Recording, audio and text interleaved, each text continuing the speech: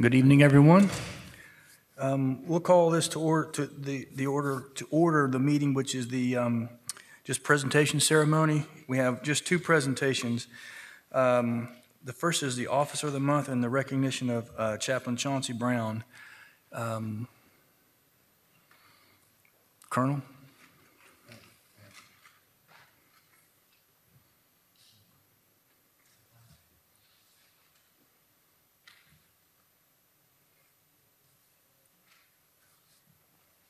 Chauncey here today?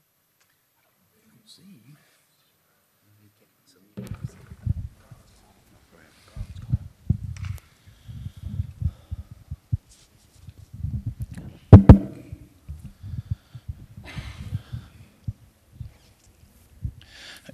Good evening, Mayor, Vice Mayor, Council, and City Manager. On the behalf of Chief Roll and his command staff, I'm here to present Officer of the Month for May 2017. It gives me a great pleasure to present it to one of my guys, Detective Jose Murillo.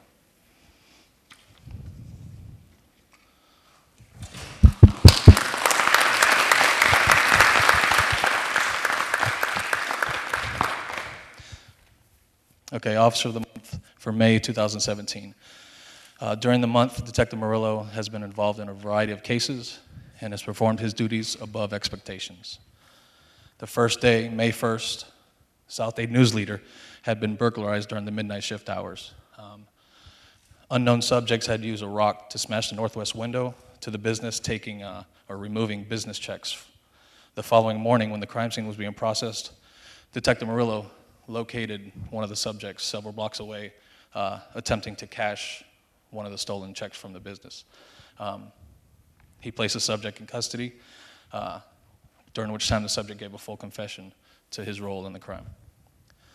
Also during the month of May 2017, Homestead was experiencing a rash of business burglaries where a serial burglar was hard at work. By May 17th, the burglar had struck 11 businesses in the south end of Miami-Dade County. During the burglaries, the suspect would smash the front glass door to the business and quickly remove cash from the register. Detective Murillo, through his thorough investigation, determined that the same suspect targeted our commercial businesses, had also burglarized the commercial businesses in Miami-Dade PD's South End jurisdiction. Upon Detective Murillo realizing the relentlessness and determination of the suspect to continue his crime spree, he knew he had to act swiftly to put a stop to it. Detective Murillo contacted Miami-Dade PD burglary squad and provided them the investigative information gathered by him. By May 17th, Detective Murillo, in conjunction with Miami-Dade PD's burglary detectives, had identified, located, and apprehended the suspect. Detective Murillo worked the case relentlessly, leaving no stone unturned. The outstanding leadership and investigative aggressiveness displayed by Detective Murillo immediately put a halt to the burglar's crime spree. On the last day of the month, May 31st, a clerk at a convenience store called police to report that a man had threatened him with a firearm and then fled in a vehicle. Detective Murillo was in the area when the call went out, quickly located the subject's vehicle in an apartment complex. Detective Murillo was able to contact the apartment complex manager, and upon viewing the surveillance tape, was able to locate the subject and quickly arrest him. Detective Murillo's performance and investigative diligence in these cases were in accordance with the highest standards expected by the Chief of Police. Detective Murillo's commitment to his profession and the community he serves is reflected daily in the way he tackles his duties. Detective Murillo is well deserving of Officer of the Month for May 2017.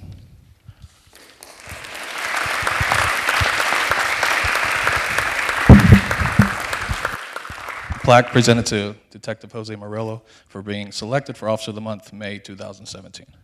Well deserved.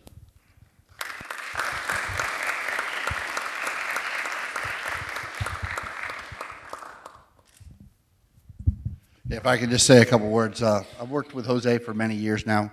Jose's been in the General Investigative Unit for quite a few years of his career here. A lot of his coworkers are standing here in the background to support him because I can truly attest to you the fact that when he comes to work in the morning, he comes to work. He's a tenacious investigator. He solved many of the cases that he's been assigned to. He doesn't really give up very easily. He takes everything, he's very compassionate to the victims that he deals with. He's very tenacious in the prosecutions of those people responsible for committing the crimes that he investigates.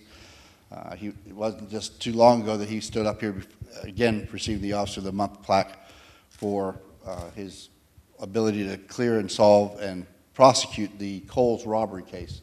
And in that case, the individual was just recently sentenced to 20 years in federal prison. So the department and the citizens of Homestead are very lucky to have someone with the tenacity and the impact that he's had in putting forth towards his profession and representing the police department. So with that, I do congratulate him once again for receiving Officer of the Month. So congratulations.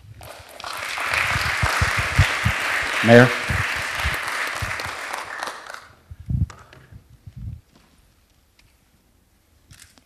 This is a really nice honor for me to be able to stand up and always recognize the Officer of the Month. It's really kind of a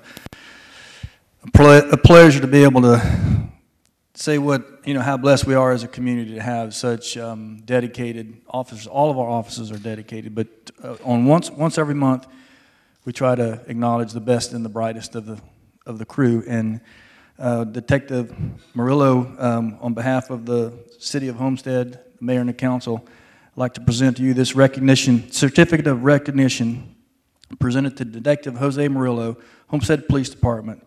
With gratitude, we thank you for your distinguished service above and beyond the call of duty. The City of Homestead salutes you. Thank you, sir, very much.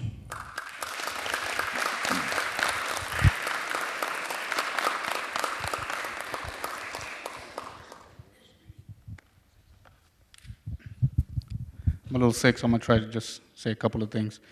I want to thank the unit for helping me out on a bunch of the cases as well. My family for supporting me, the command staff, and the supervisor that we have that's stood behind us in every case we work in. And they've made this unit cohesive. Thank you for Uniform Patrol who's here as well. I try my best. And thank you for acknowledging me in everything I do. One real quick thing before we move in. I was kind of absent in doing it, and I apologize to the family.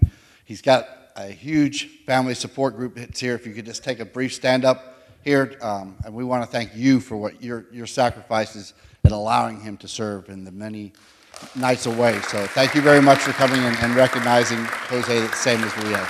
Thank you so much. Can I actually get a group photo with you guys?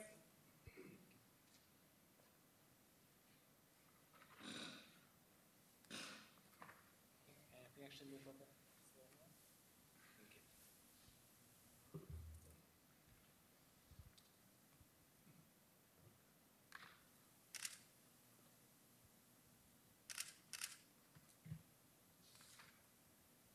Looks good. Thank you, guys.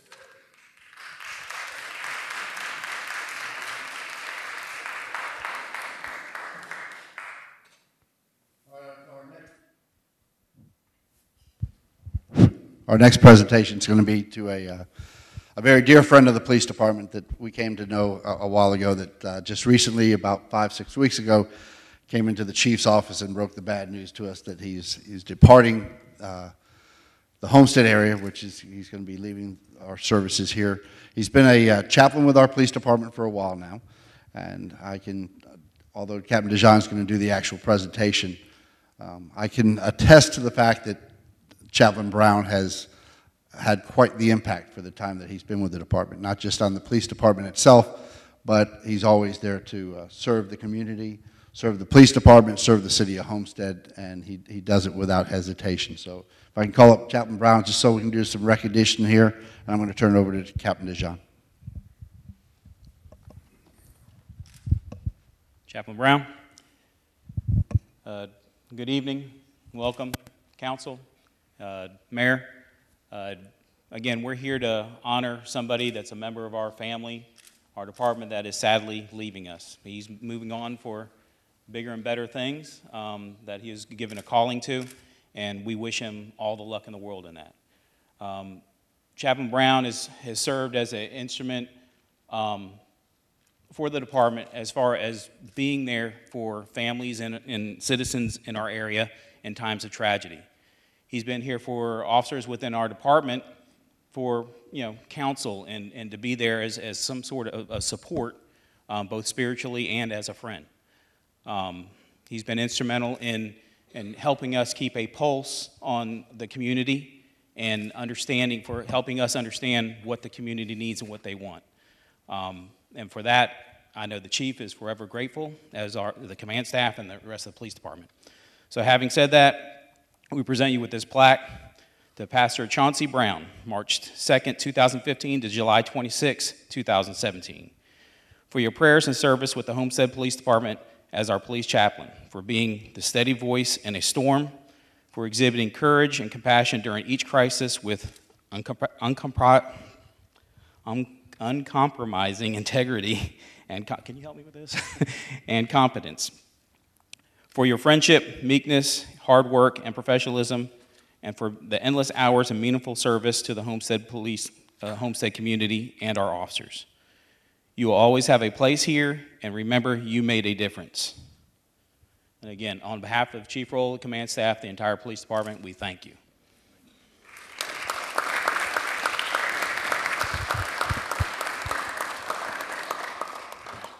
And we also wanted to provide you with a gift from the entire department for your safe travels. Okay.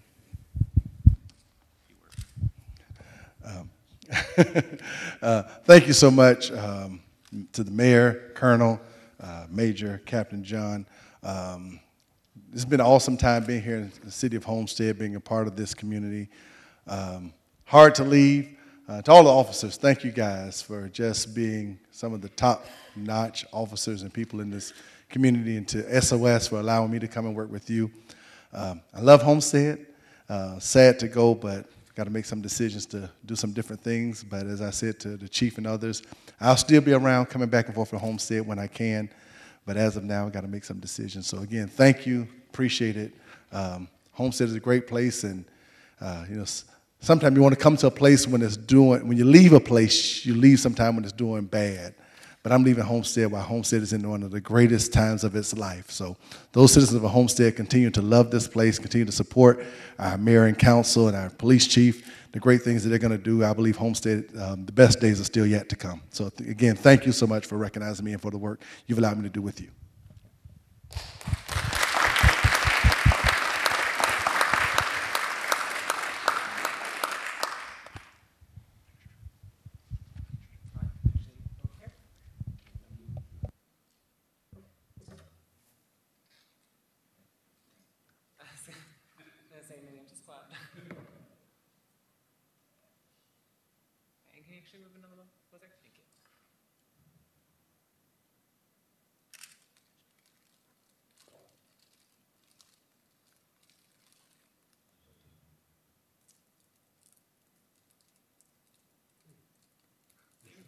Sorry, guys. Flash problem.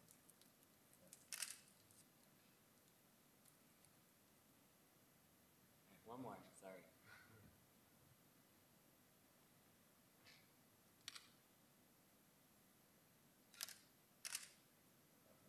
There we go. Thank you.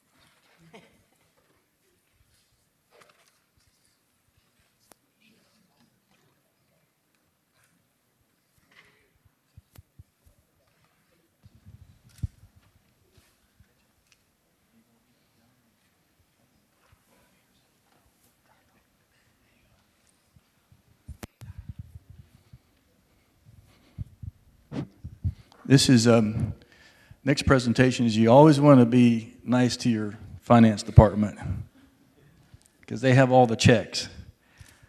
And this recognition is actually 10 years in a row, Carlos? 10 years consecutive. You've been distinguished budget. Come up and tell us about it. Come up and tell us about it.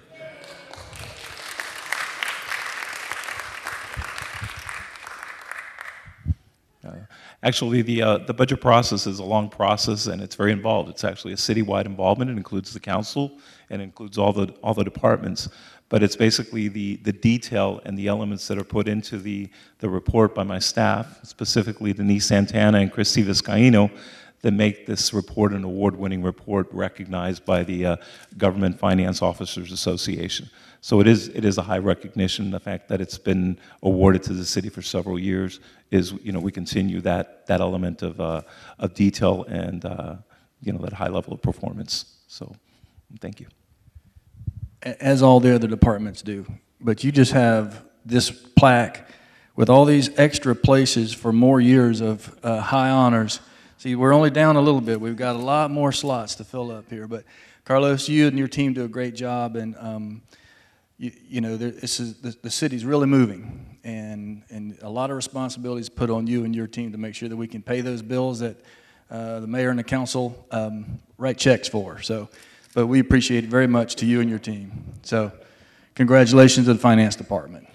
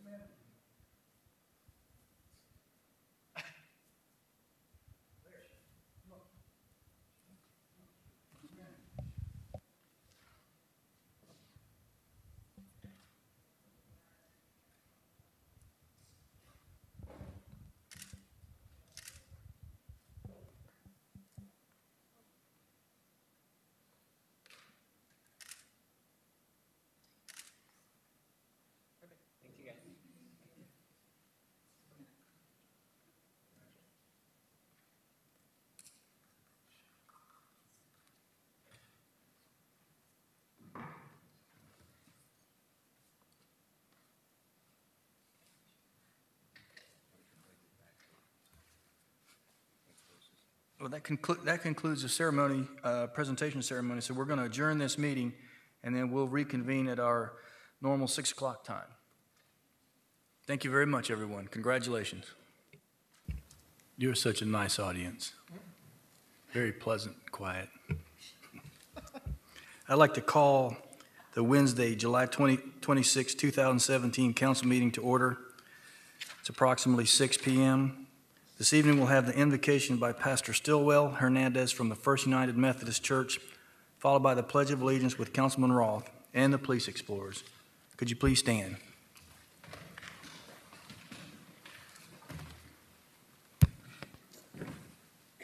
Will you pray with me? Lord, we come to you humbled that we have an opportunity to be a voice in the governing of our community. Thankful that we have the freedom that has been bought by many to speak our mind, to differ civilly, and to serve the best interest of our community and to be there for our neighbors in need. We ask you for your blessings on those that have been elected and those that have been selected to serve our community, that they will serve with distinction, that they will serve honorably, and that they will serve with the interest of our community at heart, and always devote themselves to bring honor to their name, honor to our city, and honor to you, O God. We ask you for your blessings as we gather tonight. We ask for your wisdom and your discernment to guide us and to lead our commission to honor you. It's in Jesus' name we pray. Amen. Amen. And amen.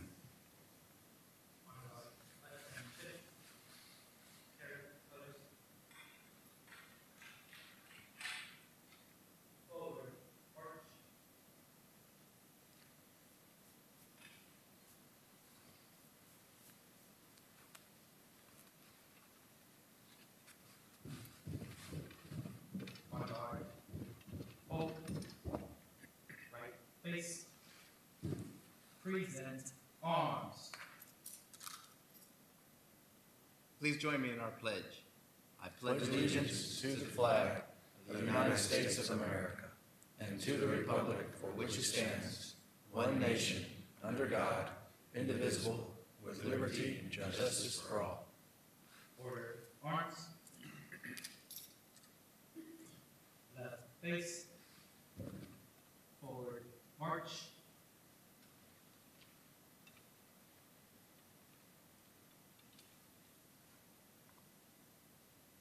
Please be seated. Thank you, Pastor Hernandez. Appreciate that very much. And the Explorers, appreciate them. Councilman Roth, thank you for the pledge. Yes, sir. Roll call, Madam Clerk.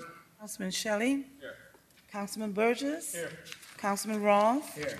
Councilman Williams? Councilman Maldonado? Here. Vice Mayor Porter? Here. Any additions, deletions, deferrals? None? Moving on to the consent agenda, is there a motion? Move it. Is there a second? All in favor? Aye.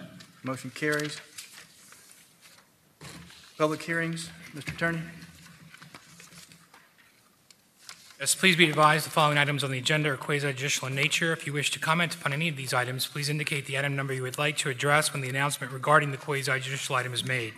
An opportunity for persons to speak on each item will be made available after the applicant and staff have made their presentations on each item.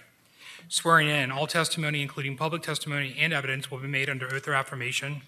Additionally, each person who gives testimony may be subject to cross-examination. If you do not wish to either be cross-examined or sworn, your testimony will be given its due weight. The general public will not be permitted to cross-examine witnesses, but the public may request the council to ask questions of staff or witnesses on their behalf. The full agenda packet on each item is hereby entered into the record.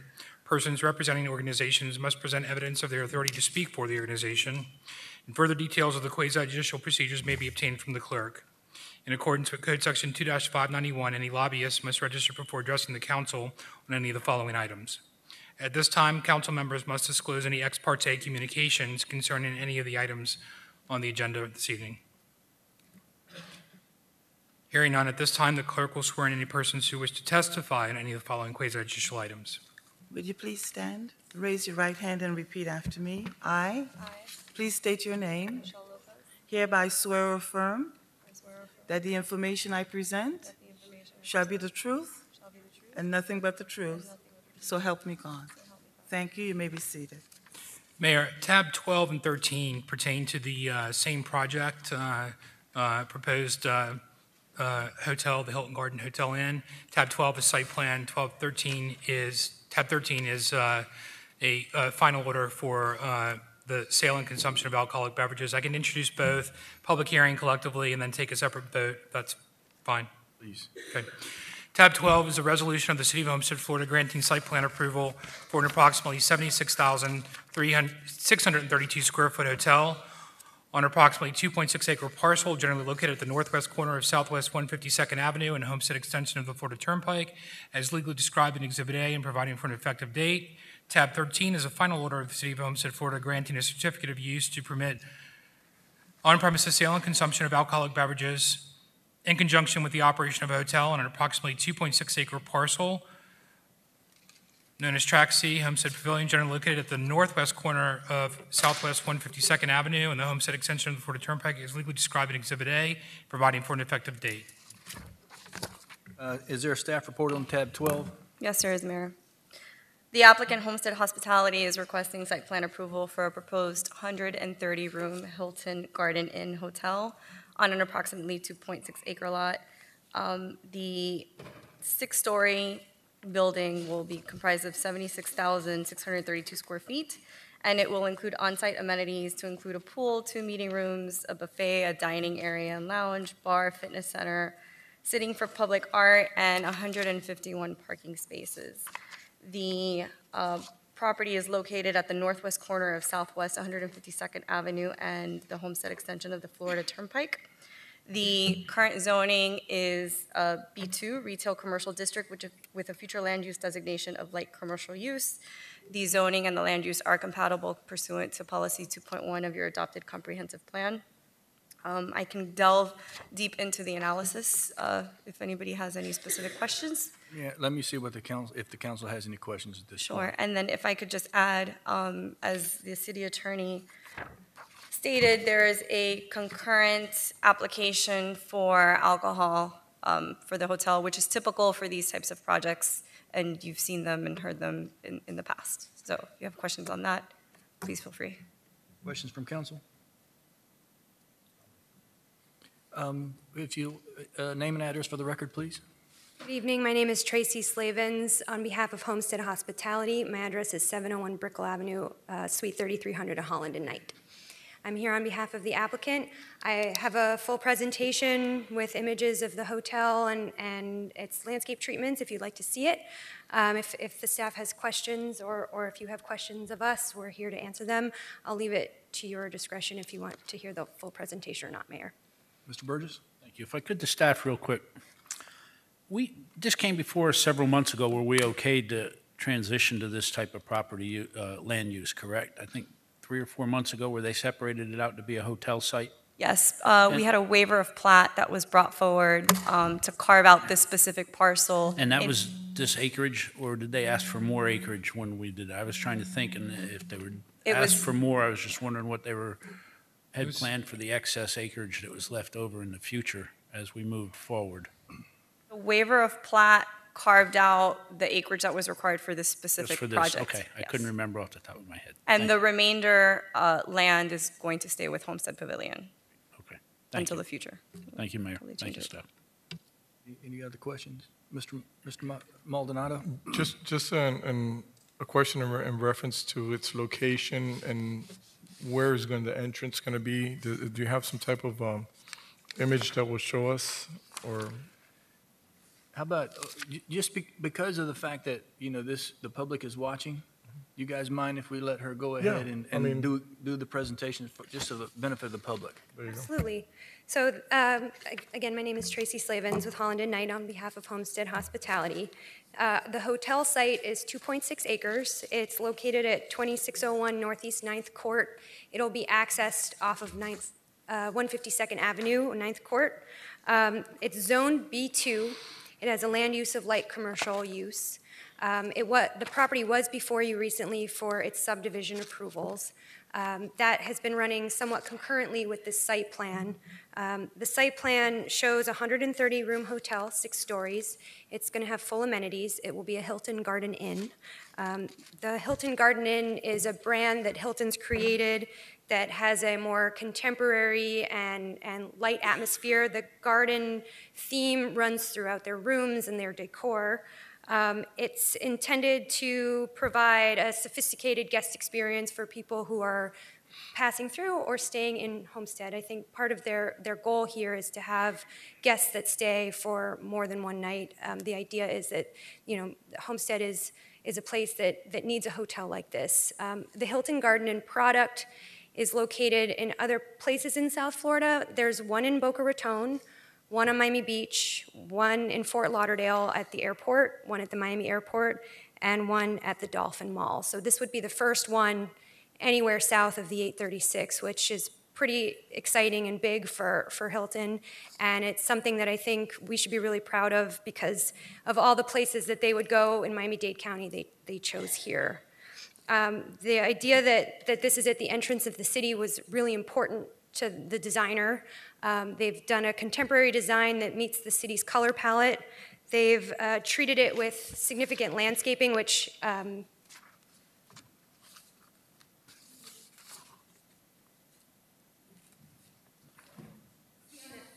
but I also wanted to show you the elevation of the front of the hotel. They've done the same with the pool deck.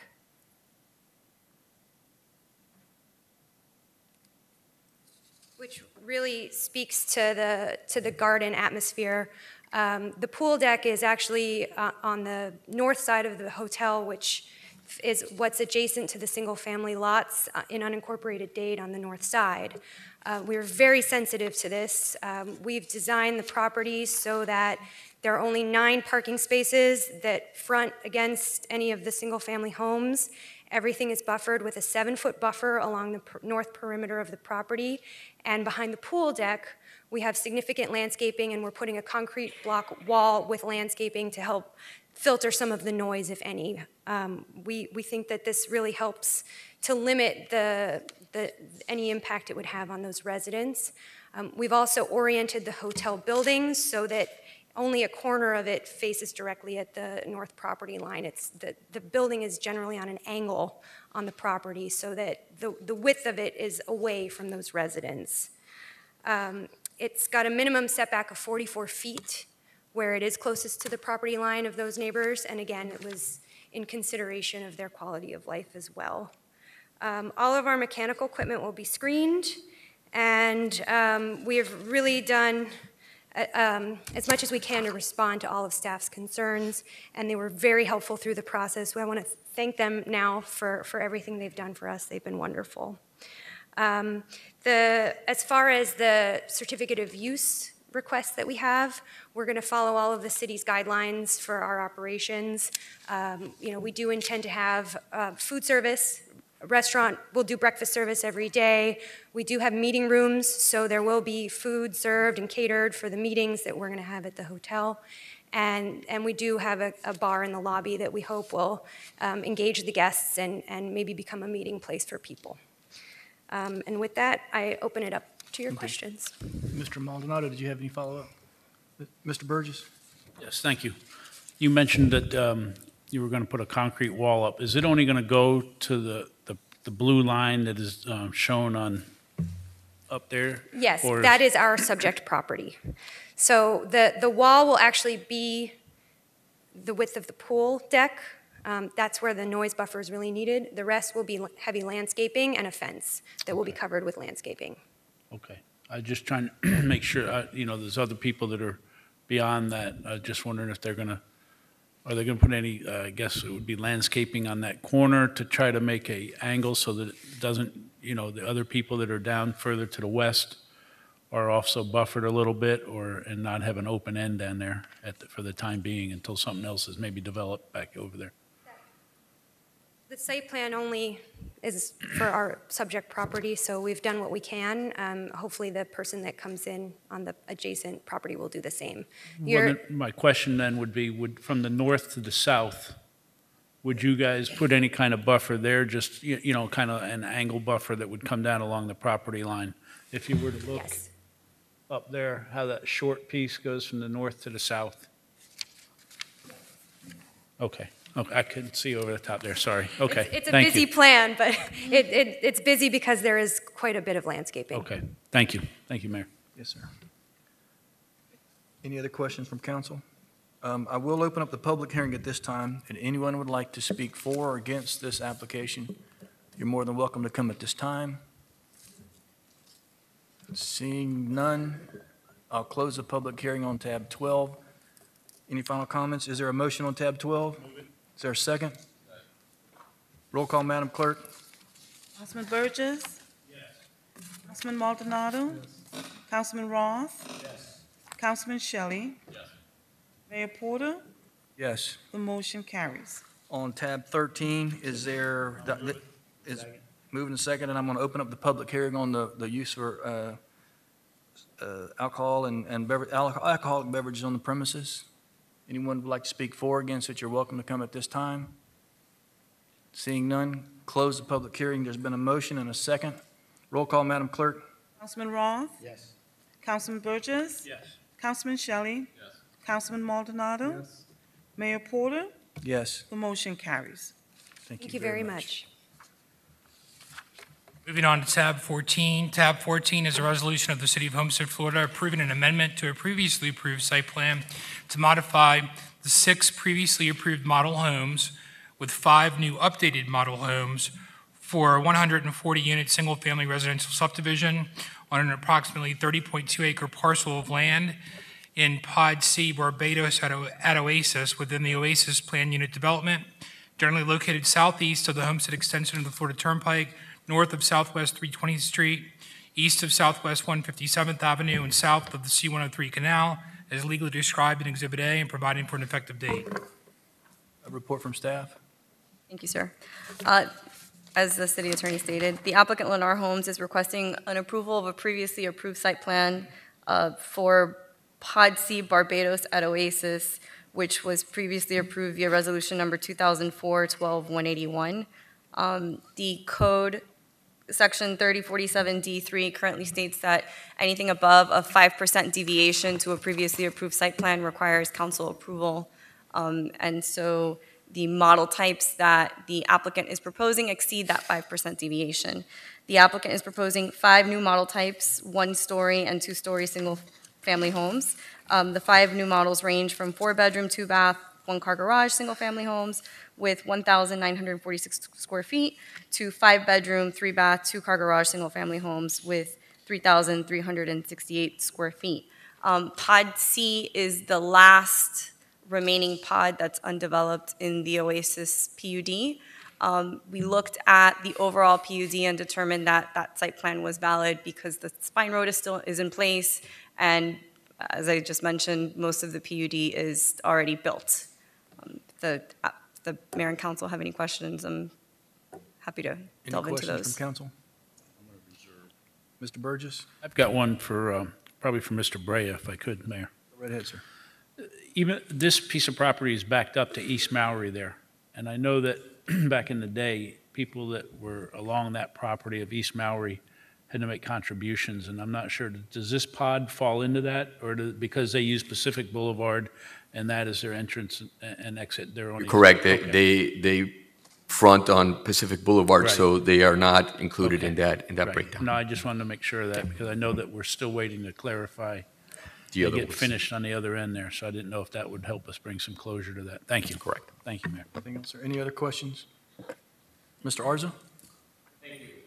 Mr. Mayor, Councilman, thank you for having me this evening. Hugo Arza, offices at 701 Brickell Avenue. I'm joined by my colleague Amanda Naljev today. I want to thank staff for their recommendation of approval.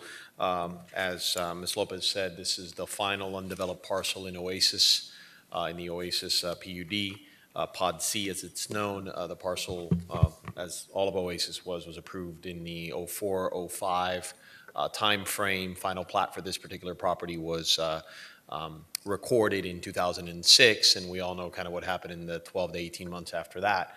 While Oasis continued to be developed, this parcel is the last one, and obviously with the passage of time, styles change ever so slightly in terms of the product, the type of home that is going to be sold. And so the request this evening is as straightforward as it comes. We want to just be able to sell the 5 models that we've introduced that staff has reviewed and found to be consistent in all respects with your code, and have an ability to sell those, as now this last parcel is up for sale.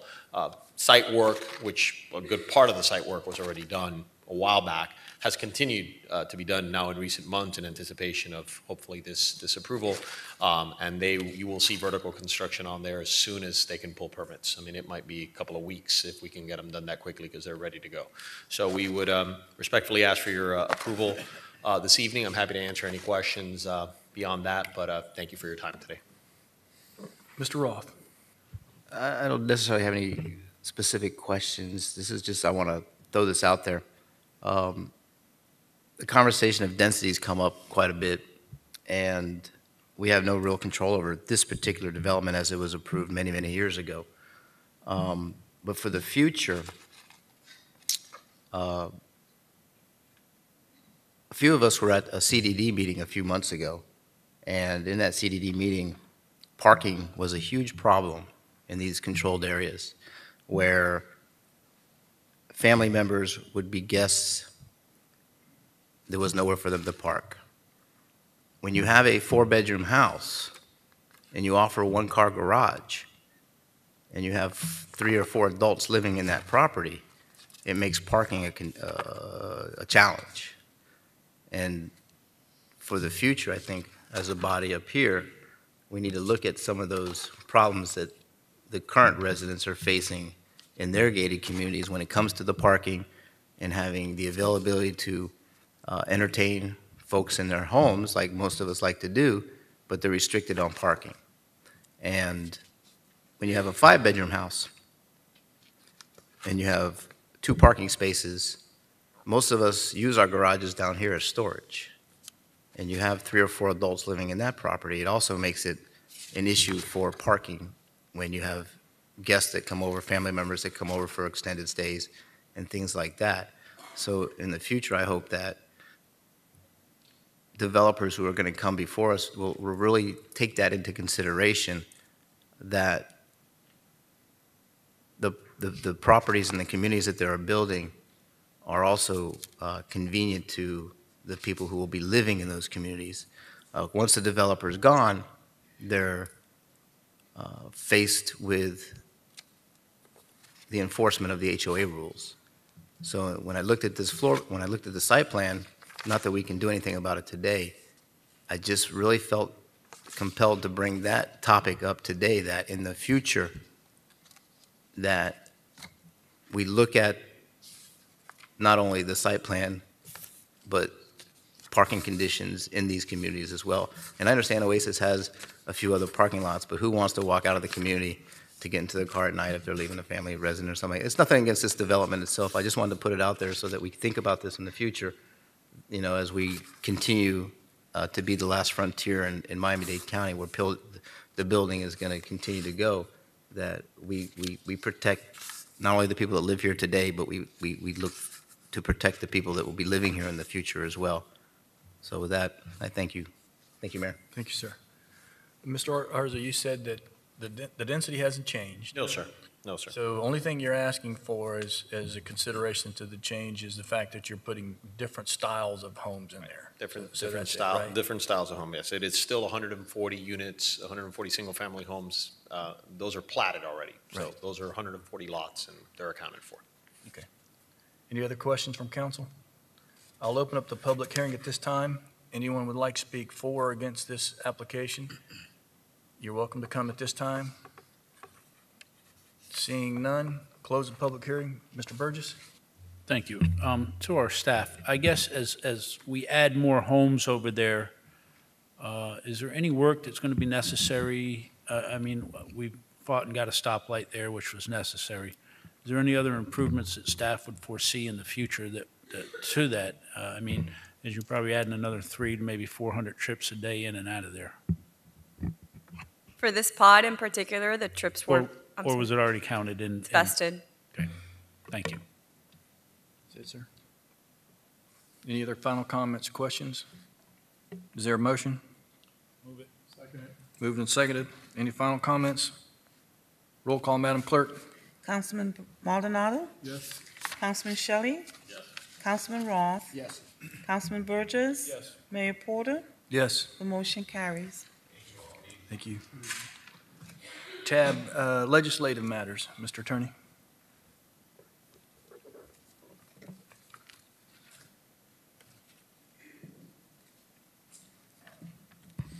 Mr. Mayor, we have an ordinance for first reading. This is an ordinance of the City of Homestead, Florida, amending Chapter 22.5, Retirement Plans, Article 2, Police Officers Retirement Plan, in accordance with the collective bargaining agreements between the city and Dade County Police Benevolent Association for the period October 1, 2016 through September 30th, 2018, by amending Section 22.5-21 definitions, by creating a new Section 22.5-28 defined contribution component, by creating a new Section 22.5-29 usage of premium tax revenues, providing for repeal, providing for severability, providing for inclusion in the code, and providing for an effective date.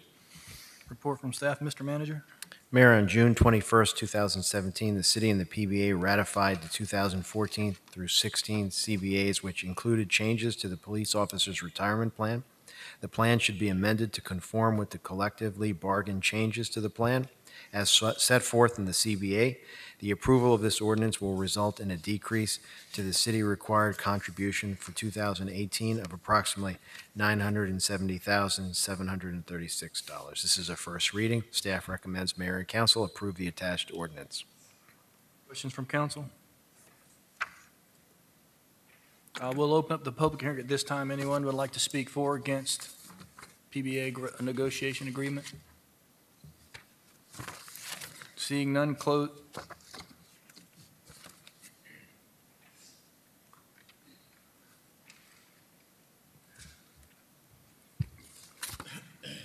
Good afternoon. Once again, you see my shirt? It says, I hear what you say, but I see what you do. That was a quote by James Baldwin. I see what you do when it comes down to still talking about the issue of body cameras, and the thing was, Mr. Gressa, it was about money. Right now, we're still talking about money, but we're talking about provisions and everything. One thing about this police department, I've seen them do some good things. I would never try to get in the way of them being compensated for their work. I've brought down people who had domestic violence, and I've seen officers, I've seen Captain Washington stay afterwards with that particular person, and that person had a good response. You know, I've witnessed over at the PAL program, all of these guys work pretty good and hard. Only thing what I'm saying is, on the same token, when it comes to generating, if you're talking about money for body cameras, and I'm asking Mr. Maldonado, I'm asking you, Mr. Burgess, Mr. Shelley, to be able to use leverage in a sense with the PBA to be able to come up with some form at this particular time. The art of compromise, body cameras, dash cams, or something to alleviate these particular situations within the African American community. So what I'm saying is we need to be able to be cognizant of what we're doing, because we're saying one thing and doing another thing. And as I said, I would never ever speak against a lot of the good, fine police officers, but at the same time, I would never ever speak out against the safety and the transparency of my people. That can't happen. So we need to be able to see and deal with things on equal planes. I don't see any creativity from the political end. Let me mind you, one of the biggest opponents within the African American community in the disparities of black males being shot down and other minorities being shot down. Now it even includes several white people. So the thing is, the disparities in these numbers are alarming. So the biggest opponent in this has been the PBAs. That's the biggest opponent. The biggest opponent has been the police unions. They're the ones who step behind these officers, the Philando Castillos and everything else. They're the ones who step up against federal legislation against police officers and general, how would I say, cross-the-board laws that would help and eliminate and to be able to come up with standards, national standards. So we have to be able to use what you got, what you all choose not to be able to get what's best for everyone. And this is a fine moment to be able to use your position of power and to be able to use the art of compromise to be able to generate something for the community. Thank you very much. Anyone else? Close the public hearing at this time. Any final comments? Is there a motion? Is there a second? Second. Roll call, Madam Clerk. Councilman Shelley? Yes. Councilman Roth? Yes. Councilman Maldonado? Yes. Councilman Burgess? Yes. Mayor Porter? Yes. The motion carries. Tab 16.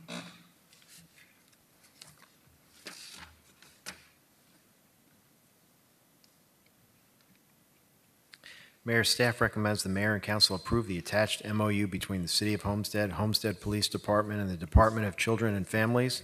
The MOU will allow for the location of Homestead law enforcement personnel and DCF child abuse investigators at the Homestead Police Department, detectives with the Homestead PD, and child abuse investigators from the Department of Children and Families both conduct investigations of child abuse and neglect allegations in the City of Homestead. By housing both agencies together, investigations can be conducted simultaneously, with both obtaining the information needed in order to determine if an arrest or removal of the children is warranted. This also reduces the number of interviews for child victims, therefore reducing the traumatic impact on the child victims. There is no cost for the co-location of both entities. The agreement will begin on July 1st, 2017. Well, if approved, and will have an annual renewal until June 30th, 2020. Colonel, Question. that date, did you want to speak to that? Yes, sir. Hang on, Colonel. The date is, on the thing, is July 1st, 2017. Hold on.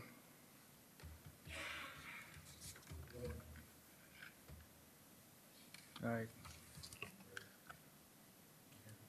No.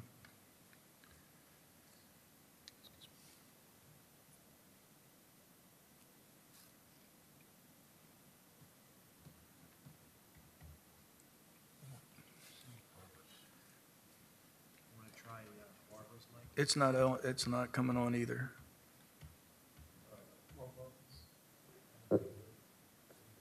Closest one I got was Julio.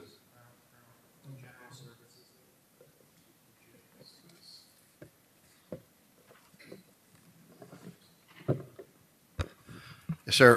When the agreement was originally drawn up, it was drawn up with the origination date of July 1st to have it enacted. It has not been enacted. It's not there right now. It was brought to you tonight in hopes that you would consider approving this MOU to move forth with it. We could make it actually effective date of tomorrow, or actually August 1st if you'd like to amend that to that August 1st date. Yes, sir. Questions from council? I'll open up the public hearing at this time. Anyone who would like to speak for or against this MOU, welcome to come at this time. Close the public hearing. Is there a motion? Is there a second? Second. Roll call, Madam Clerk. Councilman Burgess? Yes. Councilman Maldonado? Yes. Councilman Roth? Yes. Councilman Shelley? Yes. Mayor Porter? Yes. The motion carries. Motion carries. Tab 17, Mr. Manager.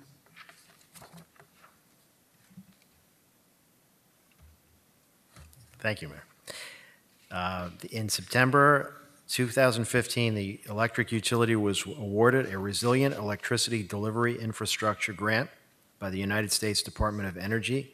Acceptance of the grant was approved by the Council on October 2015. The purpose of the grant is to assist with funding projects which help improve electrical utility systems' resilience against weather-related outages. One such city project is CIP number 249, Meter Data Collection System, which is a pilot program that will help to reduce the frequency and duration of power outages related to major weather events.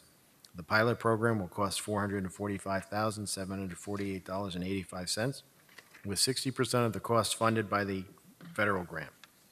This award would allow the city, if the pilot program were successful, to deploy the new system citywide by obtaining additional council approval in the future. Staff recommends Mayor and Council authorize City Manager to enter into a contract with Tantalus Systems, Inc. for the purchase and implementation of a pilot electric meter data collection and advanced metering infrastructure system for $445,748.85. Questions from council? Mr. Shelley? Yeah, quick question. Do we know, because obviously it's referencing that it's not going to be citywide to start, do we know what area we're going to launch the pilot program in, what particular location? Yes, the pilot is planned for between Campbell and Northwest 15th Street and Chrome to Redland. Okay. So it's roughly 2,000 residences and about 30 businesses. What's the reason for choosing that location? Is that an area that seems to be most affected by severe weather, or? It's an older area, yes, and the facilities tend to fail more frequently. Okay, thank you. Yes, sir. Any other questions, Mr. Burgess? It says that we may come back too for funding with is available. Is there a total cost to do the citywide project? Yes, the cost for citywide is $3.2 million.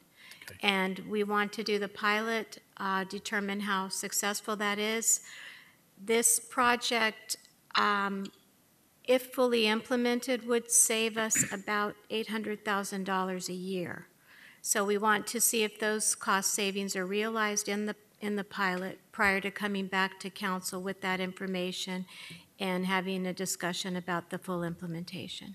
And would there be possible matching funds in the future too, or this was a one-time? This grant was a one-time, but we can pursue other grants for future funding. Okay, thank you. Thank you, Mayor. Yes, sir. Any other questions from council? Mr. Maldonado? Yes, just once this gets implemented, when do you foresee any reporting that will be presented to us so we could kind of see where this pilot project, what it's done and the effectiveness of it, and that information, that report, when do you foresee it after it's rolled out, us getting that? Well, we need to have the pilot fully implemented by March of next year. And so any reporting would probably be a little bit after that, say June or so of next year. Will that be done by your department or? Yes. Okay, And in conjunction with customer service. that's it. Thank you. Sir? This is a public hearing. I'll open up the public hearing at this time. Anyone would like to speak for or against, you're welcome to speak at this time.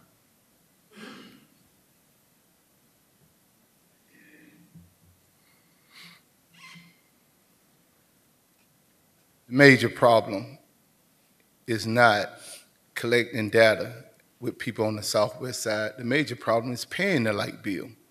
And you all have failed on a consistent basis to be able to address that one particular incident.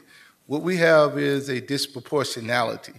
If you live on the east side of the highway, which more people over there are more affluent and have the ability to be able to pay these exorbitant bills.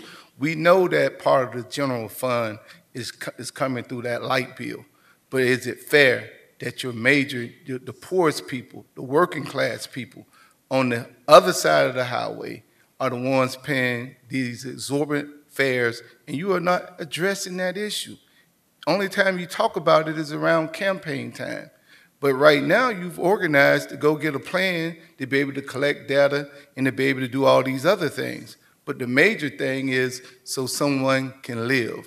We have a side of Homestead that no one wants to come down and live. Businesses don't want to even occupy spaces over there because of the exorbitant fares. So when are we going to address that particular issue? Let's do something for the common man. Let's do something for the working people. The ones who pick the beans, make the beds, throw the pieces up in the air, the ones who send their kids to school to elevate themselves, but yet can't buy lunch because of a light bill. Are you speaking for or against this request for us to try to harden the system? That's, I guess, the question. I'm speaking for you to do better research and use resources to be able to eliminate those particular problems that I just addressed. Okay. Thank you, sir. Thank you. Anyone else would like to speak for or against this issue? You're welcome to come.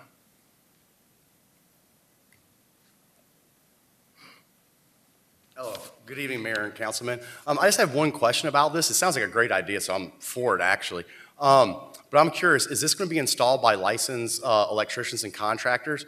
The reason I ask this is it's recently come to my attention in some public records that a friend of mine has obtained that somebody in the city is forcing employees to do electrical, plumbing, HVAC, and sewer work who are not qualified, who are doing it without pulling permits, and are not doing it with the proper materials. So I'm just kind of concerned for the safety. I want to make sure that it's done right. We don't want anybody getting electrocuted. That would be really bad. And it also came to my attention, as part of that, some of the electrical work is at one of the parks where children are often at, and there's exposed electrical work. So I know other people have brought this to the city's attention and to the county's attention. I just wanted to bring it back to your attention again, that allegedly there's work being done without permits by people who are not certified to do it, and this is a safety issue, so I would really appreciate if you look into it. Thank you. Thank you.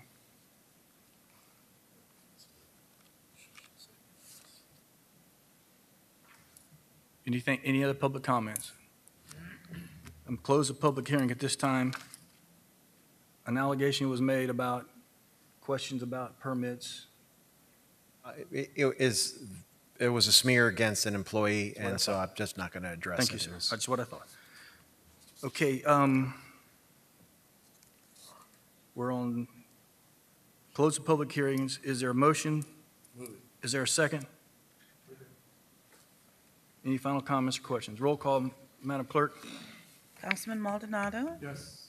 Councilman Burgess? Councilman Shelley? Councilman Roth? Yes. Mayor Porter? Yes. The motion carries. Tab 18, Mr. Manager. Staff recommends Mayor and Council authorize City Manager to enter into multiple service agreements with Johnson Controls for the maintenance of City Hall, following service agreements with the annual maintenance, building management control maintenance, $47,490. AC control maintenance, $22,099. For fire system maintenance, $19,363. Card access system maintenance, $42,405. The agreement would be for 3 years, and all service, repair, parts, and labor will be covered under these agreements. Questions from council? I'll open up the public hearing at this time. Maintenance agreements for issues related to the building. Close the public hearing. Any final comments, questions from council? Is there a motion? Mayor, can I just read the resolution into the record for you quickly? Sure. It's a resolution of the City Council of the City of Homestead, Florida, authorizing the purchase from Johnson Controls, the vendor, for services, repairs, parts, and labor for equipment, HVAC chillers, fire and security system monitoring as a sole source purchase for the continued service at the City Hall in accordance with City Code Section 2-411.1A7, exemptions from competitive bidding, authorizing transaction, authorizing renewal, providing for an effective date. Madam Clerk, there was a motion and a second, correct? Yes, sir. Roll call, please. Councilman Roth? Yes. Councilman Burgess? Yes.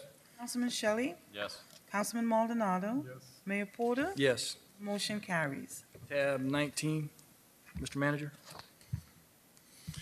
Mayor, you'll bear with me, this is going to be a longer one. This is a resolution providing for the issuance of the City of Homestead, Florida Transportation System revenue bonds, providing that such bonds shall be payable solely from pledged funds, providing covenants with respect to such bonds, authorizing issuance of initial series of taxable transportation system revenue bonds, Series 2017, in an aggregate principal amount not to exceed $34 million to finance the Series 2017 project described herein, providing for the issuance of additional bonds from time to time for the purpose of paying all or any part of the cost of a transportation system sales surtax project and refunding outstanding indebtedness to the city, providing for the rights of the holders of bonds issued hereunder, making certain other covenants and agreements in connection with bonds issued hereunder, authorizing a negotiated sale of the Series 2017 bonds, delegating certain authority to the city manager for the authorization, execution, and delivery of a purchase contract with respect thereto, and the approval of the terms and details of the Series 2017 bonds, authorizing the distribution of a preliminary official statement and the execution and delivery of an official statement with respect thereto, appointing the paying agent and registrar for the Series 2017 bonds, providing for continuing disclosure, delegating authority to the city manager to determine whether to utilize municipal bond insurance for Series 2017 bonds, delegating authority to the city manager to determine reserve amount required for the Series 2017 bonds, and whether to utilize a reserve account insurance policy with respect thereto, providing for establishment of terms, maturities, interest rates, and other details of the Series 2017 bonds, providing for severability, and providing for an effective date. Mayor, mine will be more interesting than that, I promise. Go ahead, Mr. Manager.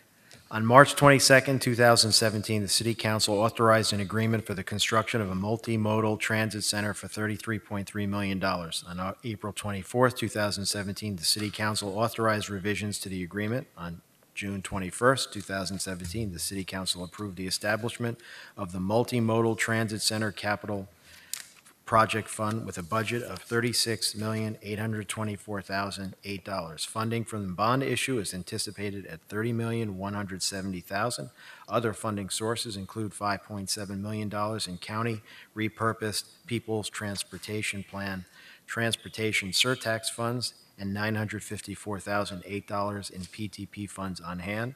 This will fund the construction, contract, land purchases, and bond costs. Annual debt service on the $30 million bond is estimated at $1.8 million, with $1.4 million coming from the County Transportation Fund and $400,000 from other non-ad valorem revenues, ultimately expected to be from the local option gas tax.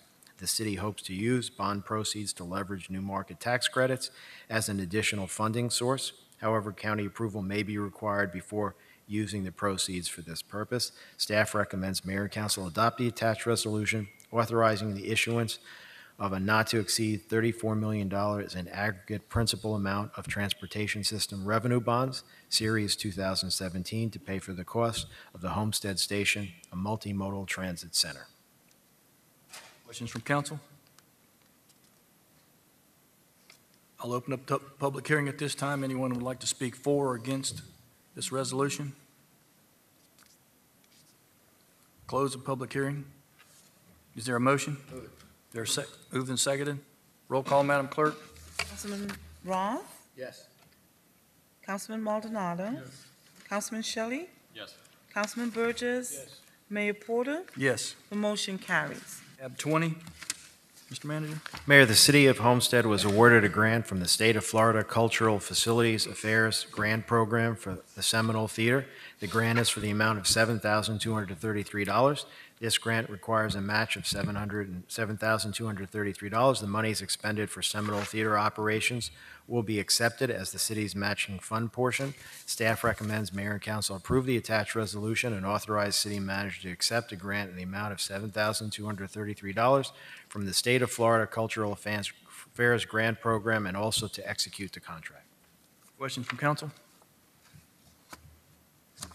This is a public hearing. I'll open the public hearing at this time. I'd like to speak for or against accepting the grant.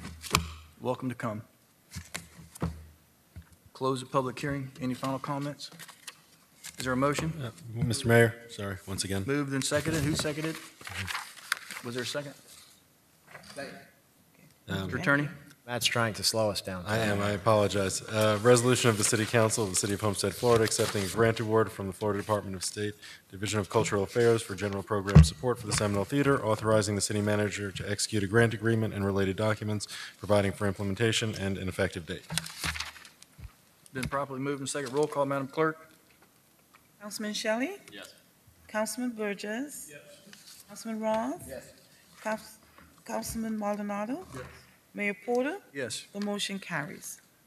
Tab 21 is the Southwest Master Plan. That's Mr. Williams, so we're going to defer that to a following meeting, to a follow-up meeting. At this time, we have public comments. I have Mr. Bobby Shiver, and I don't see him here. Mr. McDonough?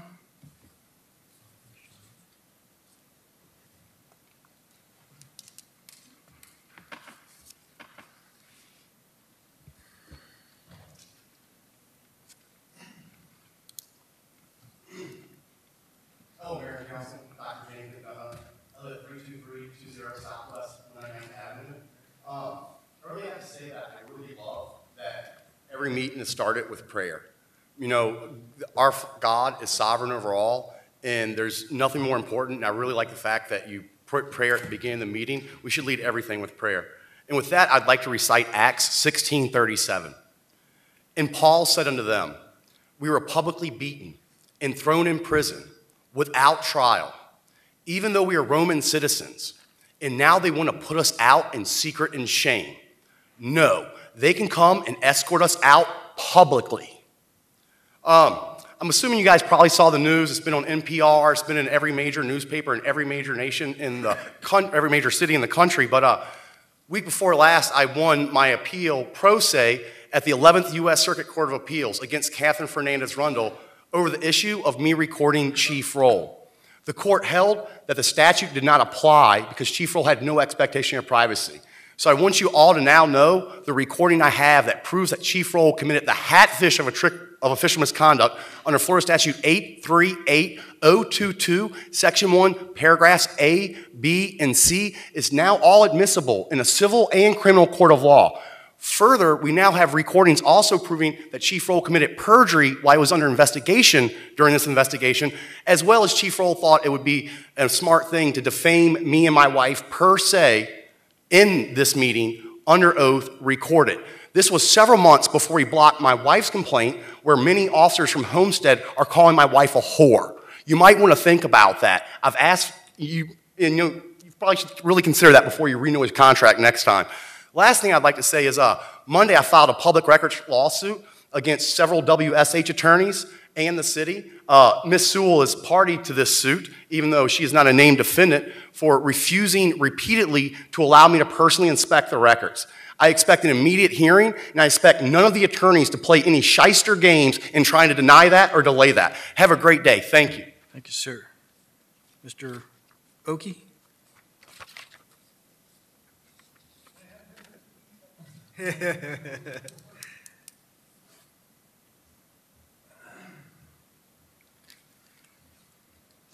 Good evening, council members, mayor. I would say good evening to vice mayor, she's not here. I wanted to see if I could speak on a couple of matters today. It's more than apparent you guys refuse to even bring up the issue of body cams for discussion, let alone issue a statement as to why you refuse to bring up it. This has led to several of your officers recording arrests on their own personal cell phones, of which we make records requests for. So how is this not an issue of officer safety? Further, your officers attempt to obstruct a lawful order from a judge and a subpoena to deliver the footage from the outdoor security cameras of this very facility. The footage was finally provided and showed your officers, including Officer John Monaco, willfully falsifying their arrest reports. What did the city do in response to this? Did they discipline Officer Monaco or others? No. You went and you took down some of the outdoor security cameras, leaving this new city hall vulnerable because you were afraid of the antics of your officers would be exposed. Dr. McDonough provided you with a complaint detailing Officer Monaco's official misconduct and perjury on January 6th of this year. Over 6 months ago have passed, and you still have refused to take appropriate action. You did, however, move one of the offending officers into internal affairs. Back to Officer John Monaco. On July 2016 council meeting, Officer Monaco spoke claiming to be a police officer and a city employee. Officer Monaco then made demands of you and the city, claiming he was a resident and reciting his address as 1420 Southeast 17th Avenue, Homestead. And then he had Dr. McDonough arrested for republishing the city's video where he alone stated that. And that was under false pretenses, a big whoop-de-doo about fearing for his life and etc. However, Officer Monaco lied as he made demands of you as his employer because he did not live at that address, but he lives at 23355 Southwest 157th Avenue and has for over a decade. Further, he lied to the state attorney's office, claiming that he moved the day after he had made McDonough falsely arrested the second time due to fear. However, he never moved, nor did he ever live within Homestead. Just thought I'd bring that up for discussion. On another note, I have some papers I'll submit. Would like if you all could take a peek at it. They involve passing an ordinance of some type to make Homestead a golf cart community, such as Cutler Ridge and Cutler Bay now, I guess. Several of the other ones up there. Taking from their websites and their information just some data about the different kinds of vehicles. They're called low-speed vehicle LSVs. So I'll hand that in. Thank you, guys. Yes, sir. Mr. Womble?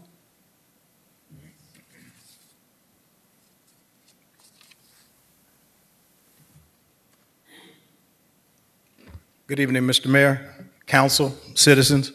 Mr. Mayor, I am here before you again, and I normally come, as I have been almost 2 years now, speaking on the issue of body cameras for our police officers. I'm not going to dwell on that too long today for the mere fact that the amount of money in which we have been spending as a result of civil and criminal suits has more than paid for the cost associated with body cameras. One of the reasons why I wanted body cameras for that main purpose, so that it can assist us with litigation and hopefully save the citizens and taxpayers some funds, some tax dollars. So with that said, Mr. Mayor, I'd like to talk about another issue as well. In the city of Homestead, we don't have a crime watch organization. We don't have one that is active. That is something that I've been speaking about with residents, and they are wholly for a crime watch organization for the mere fact that we have seen an uptick in just petty burglaries and vandalism to vehicles and so on and so forth. So, Mr. Mayor, I wish we could get an active group of individuals to participate in that so that we can watch out for one another, so that we are not always having to depend on the policemen to see everything, but we can be the eyes and ears for each other. Thank you, sir. Thank you, sir. Mr. Hill?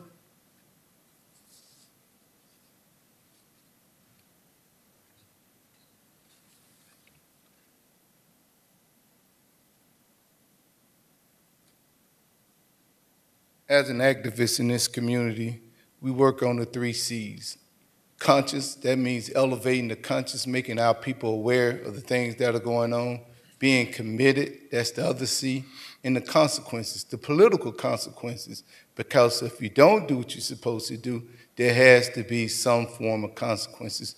Mr. Gresser, we've been listening to a lot of violations and everything, but primarily all of this comes with you.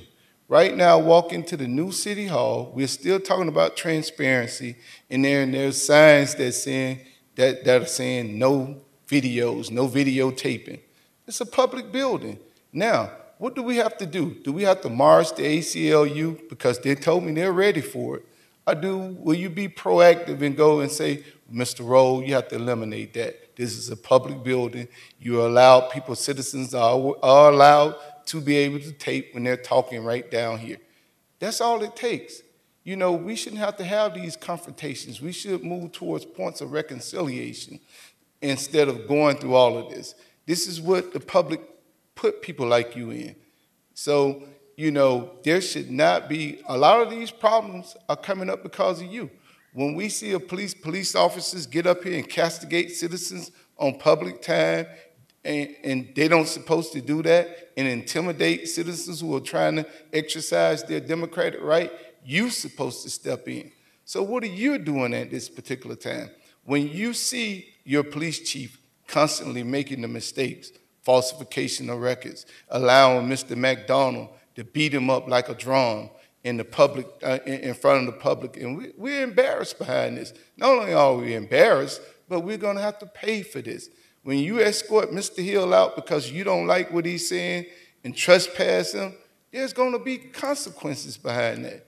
And it's not coming out your pocket, but it's coming out the public pocket. And come on now, you got professionals. They don't know the law. They don't know the law. When you have Mr. Sincor walk up on me and say, we're trespassing you and we remove you from a building for speaking your mind on the podium, come on, man. What is this? It's all on you. You are the steward of this. And you're supposed to bring it to your council and inform them of what they're creating and what they're losing.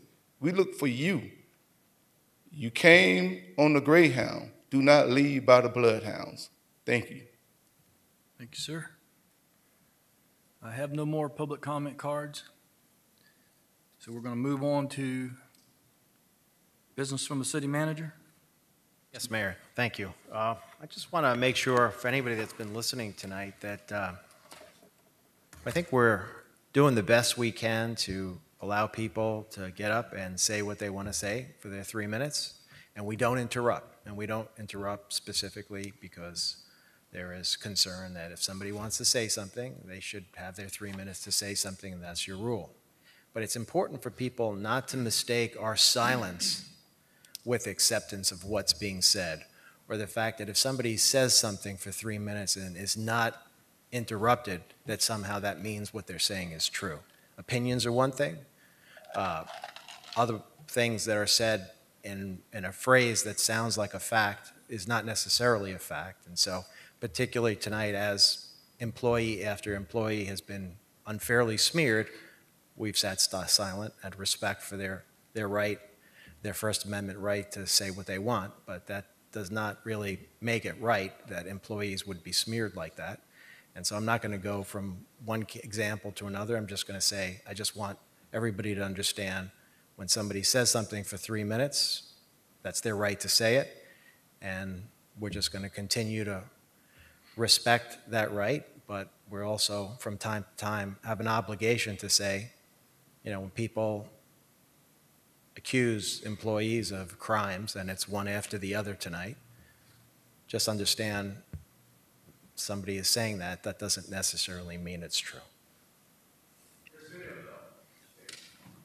Mr. Manager, I want to say that the allegations that we've been hearing are, you know, consistently the same ones. And, you know, you have brought in a good team. You are leading a good team. You're doing a good job for the city. There's obviously, you're not going to be able to make everybody happy, and don't expect to. But I don't think you're going to have any problem with your bosses that are sitting up here being able to all say that they're happy with your services to this community. So That being said, I'm very happy with your services to this community. Anything from the city attorney? Mr. Mayor, I have to request a couple of executive sessions, one in the City of Homestead versus Homestead Miami Speedway LLC, in the 3rd District, case number 3D16-2347, and the companion administrative case before the Florida Land and Water Adjudicatory Commission, case number APP-16002, as well as in Re Kelsey Patterson, his bankruptcy case number 816 BK10522, and the City of Homestead v. Kelsey Patterson in case number 17-AP00211. Thank you. You always have such a phenomenal report. Mind shattering there. Thank you, Mr. Chair. Reports from the Mayor and Council. Councilman Roth. See if I can get you there. Thank you, Mayor. I got two items I want to talk about. I just want to send a shout out to the 2 active crime watch areas in our community. We have one out in the villages of Homestead, and we have one in Granada Estates, and those guys do a pretty good job at looking out after their own community. And I want to throw a shout out to the community policing unit, who works hand in hand with those 2 organizations, both the villages of Homestead and the Granada Estates crime watch groups that are active in the city of Homestead. The second is a couple months ago we had a conversation about the paint color and the palettes and all that stuff, and I just want to give some recognition to the Development Services Department. They've been working on it. They were supposed to bring us a report this month, and the governor threw a wrench in those plans. So they're going to be working on the rest of that stuff to figure out what the governor's actually put out there. But I wanted to give a shout out to the Development Services, who probably get no recognition at any time for doing anything for us, but they actually do a lot of work for us in the background. And I just want to say thank you guys for all your hard work, and we'll look forward to whatever you bring forward.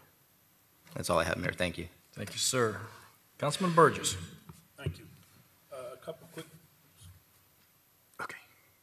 Couple of items I'd like to discuss is one was kind of alluded to tonight by Councilman Roth.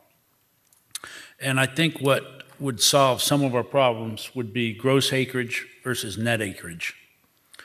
And an example of that would have been the close to 400 apartments that were okayed last time. For people that don't understand it, they were allowed to count canals, right-of-ways, and all these other areas of unusable property towards their acreage out there that gives them a full count of how many homes are allowed on a specific parcel. And I think we're doing an injustice to the citizens of Homestead by allowing this to continue. And I think it needs to stop now. And I know that for that to happen, we need to rewrite the code. So I'm asking if we could at least have a discussion of this, maybe at the next COW or at the next council meeting, whichever my colleagues and staff prefer. But I think it's time that we have given enough high-density projects away in this city that are allowed to count these unusable areas towards their density. And I would ask that we come back and everything comes, gross acreage is done, and everything is down to actual acreage that is usable to be built on. And that was one thing that I would like to discuss. Or if my fellow council members want tonight, ask staff to bring forward a new ordinance for the next meeting, whatever they prefer. But that's what I would one thing that I would like to talk about. A second thing is, I guess and I guess the staff have any questions for me on that, or anybody else that's up here, I guess, really. Yes. Michelle? No, sir, I understand the direction. Okay, thank you. Or the request. Can I ask a question? Yeah, sure. At one point in time, I thought there was a clarification in the code, because I know there was circumstances where they were taking lakes, and I thought we had some, maybe it's not far enough. That only went to lakes. Okay, but that's what I'm saying. If that's not far enough, then I just remember there was some attempt somewhere, but Right, and I had brought that up because they were allowed, and correct me if I'm wrong, I believe the number was around 85% of the lake space that they were allowed to count. And we tried to drop it down, and I forget where we ended up at. I know we came to a mutual agreement somewhere in the middle. It wasn't quite as low as I'd asked. But, yeah. Michelle? Councilman Burgess, we can bring back the existing policy for discussion.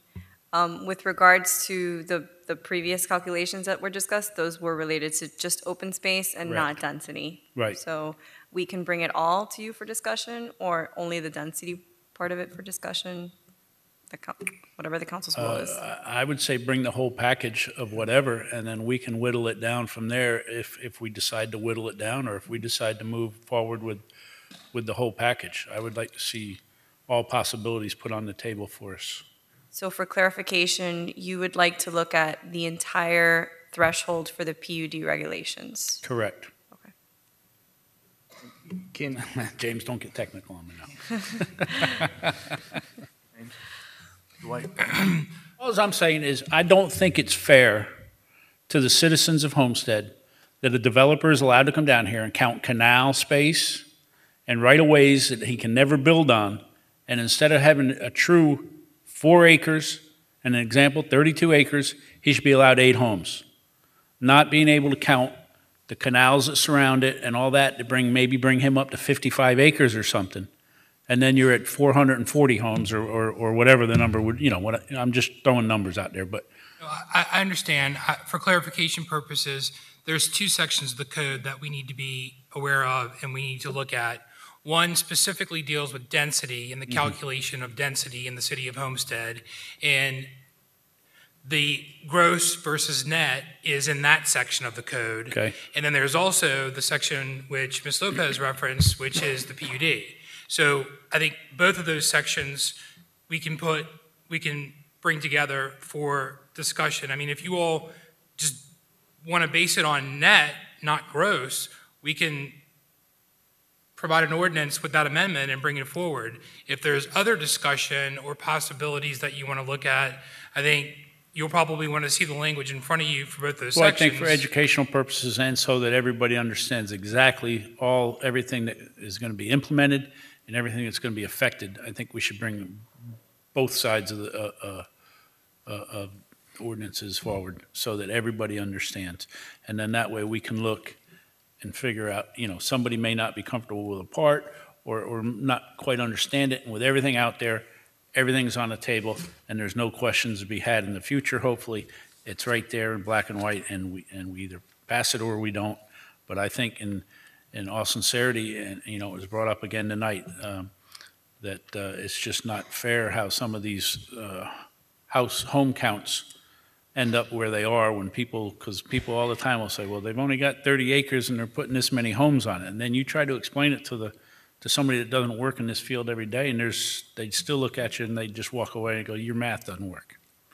So I think that we need to look at that and get down to real density is what I'm trying to get to, not the hocus pocus math of all the different squares that are allowed to be used. So I know Councilman Maldonado had a comment. I got a couple different questions. I'm just letting you. Yeah. The staff, you guys are clear with what John's question is, the councilman is? May I just have one clarification, if I could? Go ahead. Because I heard it before. Hold on. Oh, no. I heard it before. Did you want us to look at parking as well in terms of, I heard a concern at some point about there not being strict enough parking requirements? Is that something? Mr. Burgess was referencing something else. But. Yeah, and I believe if you get down to an actual number, that may help to alleviate the problem that Mr. Roth was concerned with earlier in the evening, too. Because I'm not sure unless you require a certain amount of guest parking or something like that. If he wants to bring that up, he can. Yeah. I'm more concerned with. We'll just need some direction. If parking is part of the issue, we just need direction. If he wants to bring that up as an issue, he's more than welcome to. Tonight, I'm trying to bring up gross versus net acreage. I see. And getting that straightened out. And to that point, and I think James, the difference between the PUD, that's confusing in its own. That the PUD has always got a separate set of rules that apply to the standard zoning. And And I'd like to know in that same time if we had an idea of how much is still out there that's already under the PUD or is some sort of a vested right, and where would the potential PUD come in the future? Because we haven't seen, there for a while, all we got was PUDs. And recently, we haven't seen as many PUDs come forward. So it'd be nice to know, okay, and I think this is correct. There's an issue on the table, but how many more issues are going to come up that are going to be significant to the PUD? I don't know. But it'd be nice to know if we've got large tracts of land that could come in as a PUD, and to correct those issues, what you're talking about, we should know, okay, we should correct it because this is the potential next PUD, or this is correct it to be the next potential straight development. But I do think there is like you said, there needs to be some clarity. So that would be. I can certainly work with staff and prepare an ordinance for you all to discuss and decide with respect to the density. Development Services will need to speak. I mean, your meeting's been moved up to the 15th now, so and there's no Cal, so I'm not sure. Unfortunately, I'm not here for that meeting because I'm speaking in Orlando that day, or I have to be in Orlando that night to speak. So I will not be present. So if I don't foresee anything going to jump down the road at us that quickly anyway, that would be affected by what we're going to do. So if it goes to the September meeting, that's fine with me. Okay. And let's do it in a committee of the whole where we have the ability to take a little time and not deal with all the resolutions and the legislative items. So that we can do it in a committee of the whole. That way we can devote more time to it. Okay. Yeah, that's fine with me. Mr. Roth? Thank you, Mayor. There was a lot just covered there, and I'm thankful that you brought that up, John. And, not looking at the thing that happened tonight, and I get where you're going with the density aspect of it and the net and the gross, and you're absolutely right. That needs to be controlled so that when we go out there and speak, well, they only have 41 acres to build on, but we gave them 50 acres credit. And that's where you come up with the 8 per acre, and then you get the 800 or the 400 units. But what happened with this development tonight, just as an example, because it was in front of us, was they eliminated 3-bedroom units for the most part and added only 4 bedrooms and 5-bedroom units. So they cleverly increased what I would consider density of inhabitants. So that creates something different as well to look at. Because if you have more inhabitants, you're going to have more road usage, you're going to have more parking requirements, you're going to have more, strain on the infrastructure there. So, and these are two totally different conversations to have. One is the density calculations versus the number of people that are actually living in these developments. And it's interesting that every time they put this package together for us under the comprehensive plan conformity under land use, it's specific to us avoiding undue concentration of population, which goes right to density. So it's just more of the topic to look at versus the density issue itself. So I'm all for meeting, talking, discussing, and doing all these things and moving some of this stuff forward so that there's clarity in the future. And if I may, Mayor, ask Mr. White a question. Mr. White? Not only with the PUD requirements, we have the DRI component that is also figured into all this. Is that correct? So for future PUD developments, would the DRI either take away from that number or add to that number? Well, the DRI is a super PUD, and so It's a it already huge has PUD, its boundaries, and there wouldn't be any new PUD in the DRI. The Right. DRI is a PUD.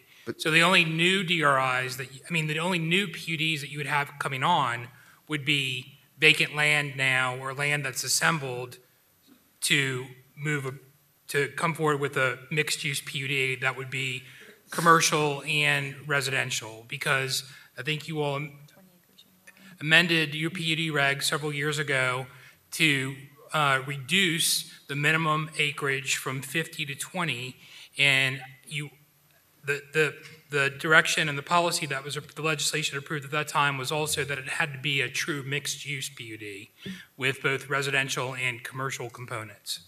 So, so the DRI is sort of a separate entity than future development or density or PUDs that may come online.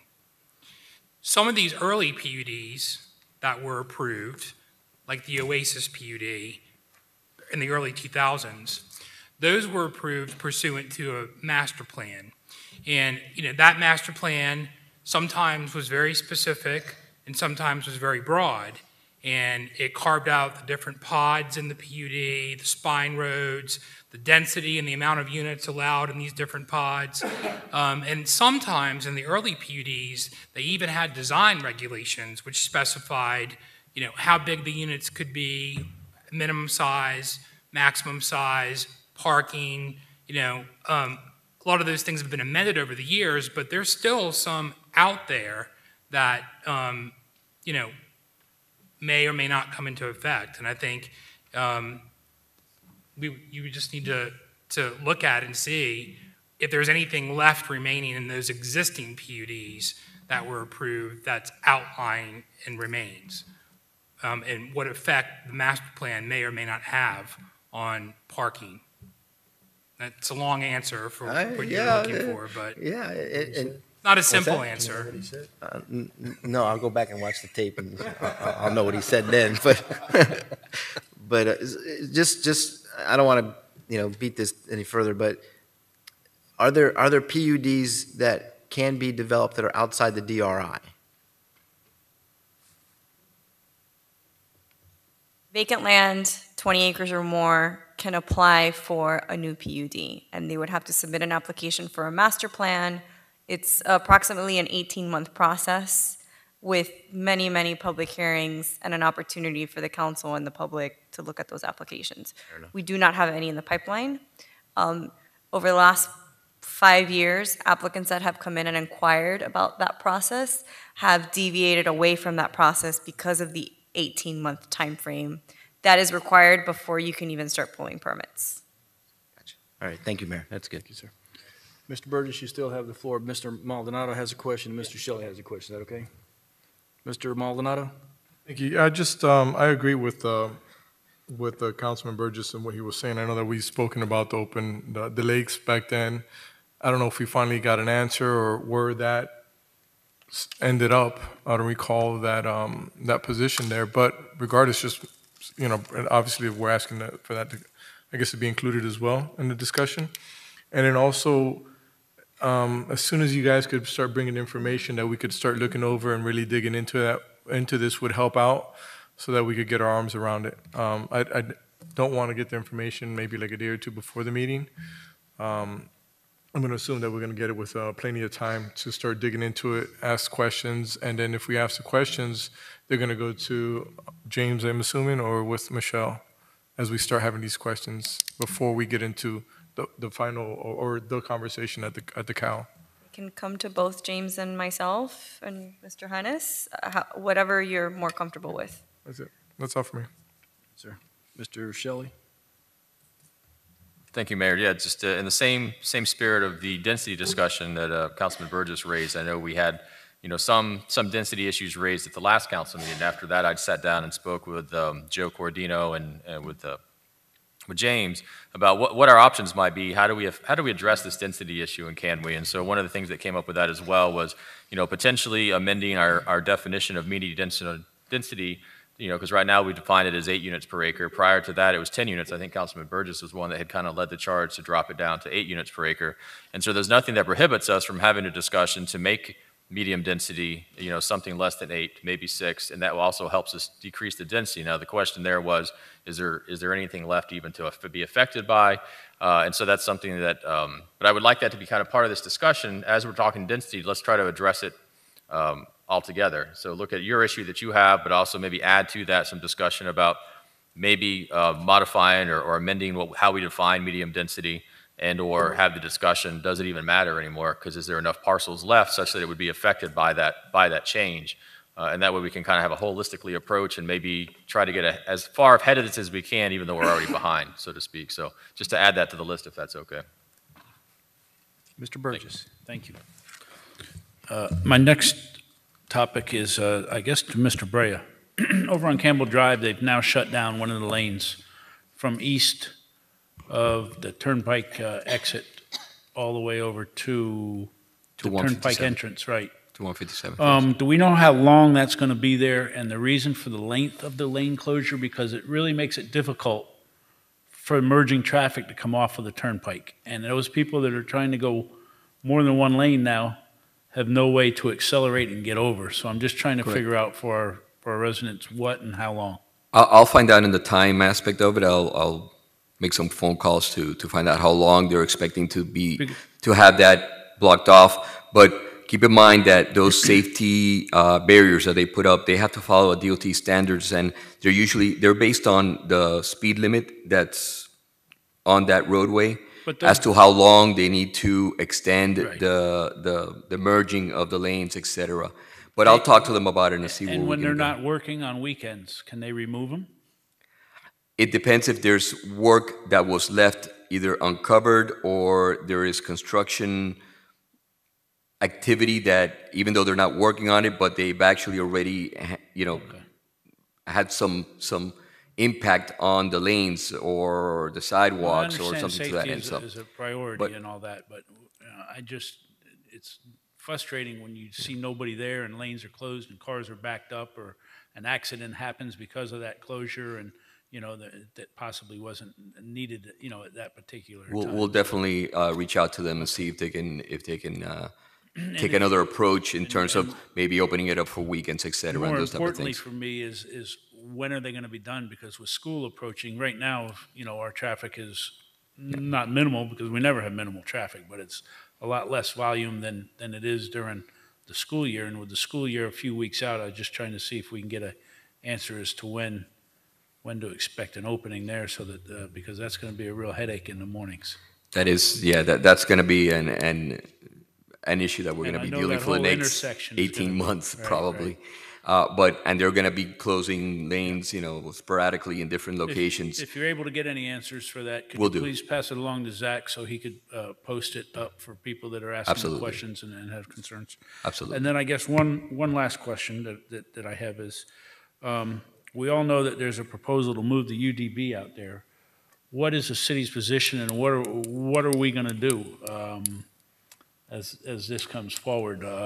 Because that's a big issue out there, and I'm just trying to see what and when we're going to get the horses riled up, or what we're going to do. I forwarded that to you, and obviously, the city doesn't have a position until you all take one. So, and as soon as you want that on the agenda to discuss it amongst yourselves, we'll be happy to put it on. I think the sooner the later, because that's a big issue out there. September meeting, October, what's your preference? Well, I think it's going to have to move forward prior to that.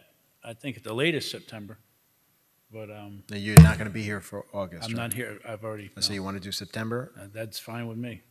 When is it before the commission? Well, that's I'm not sure. Michelle? Hold on. Through the manager, I believe that it's proposed to go before the Board of County Commissioners in October. So prior to September would be a good idea. So the September, you're saying the September meeting in mid-September would Yeah, not, the September Committee of the Whole may not be a good? We only have one meeting in September. We're just going to do the one meeting on September 15th. It's August. August. I'm sorry, August. Yeah. I'm sorry. Right, August, right. So- September, we're back to normal. Right, we could do a September cow if you're. The cow would probably be best. The applicant hasn't applied to the city for any type of land use amendment. But I imagine that the Board of County Commissioners and RER, Miami-Dade County, are going to look to us for a position of some And sort. that's why I think it's better for us to get ahead of it than to wait for them to come to us, possibly okay something, and then come to us for an opinion. So that's why I brought it up. And I know you had sent an email, and that's why I have it on my list this evening. So maybe we make a date for that one too. I think we definitely should have the conversation because I don't think anybody's looking to, I don't know that anybody on the council is looking to move the UDB out there. It's in direct conflict with Air Force and the flight pattern and health and safety and welfare of the people that may be in that area. So I don't think it's going to be a long conversation, to be honest with you. I think we just probably need to put it on if it's September, if that's going to give us enough time to get our position out and to the county commissioners so they can digest it. So You want us to have the applicants contact you each directly and have a conversation before that meeting, or? It's at the discretion of the individual council members. My position is not going to be affected by, what they want to do or don't want to do. My position is going to be my position that I see. that UDB, that's a problem. There's a little bit of a problem out there right now anyway with residences in the crash zone, and it's a direct conflict with the ACUs and all the issues. So I just think we need. I'm concurring with Mr. Burgess. I think we just need to have an official discussion and then take an official position and record it with the county commission so that that can be a part of their discussion. I don't think that they have the real willingness as a body to move the UDB. But we'll see. As far as the manager's position, I would say we just make sure for myself that we invite the applicant or give notice to the applicant that we're going to be discussing that may possibly affect them. And if they want to attend the meeting, then they're more than welcome to come to the meeting. And obviously, they're entitled to reach out to individual council members as well if they want to. But I agree with you, Mr. Burgess. I think they should be made aware of the fact that we're going to potentially take a position on that application, so they could weigh in positively or negatively. Mayor, if I might, I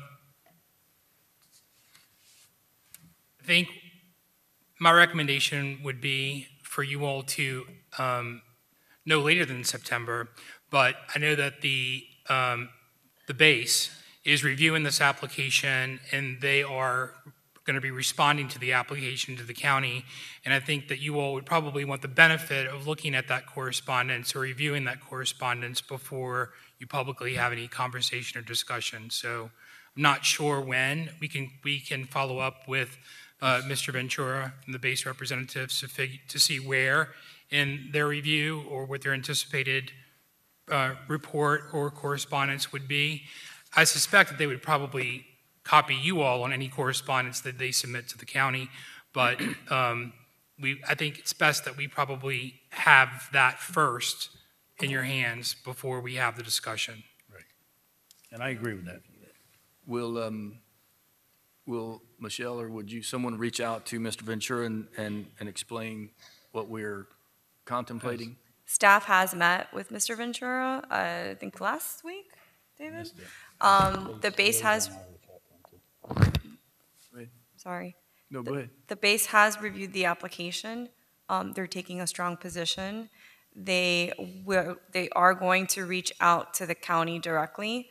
I'm happy to invite them to a meeting to meet with each of you individually or at a COW, whatever your preference is. But we are aware of the base's position, and that is that they are not in support of the application.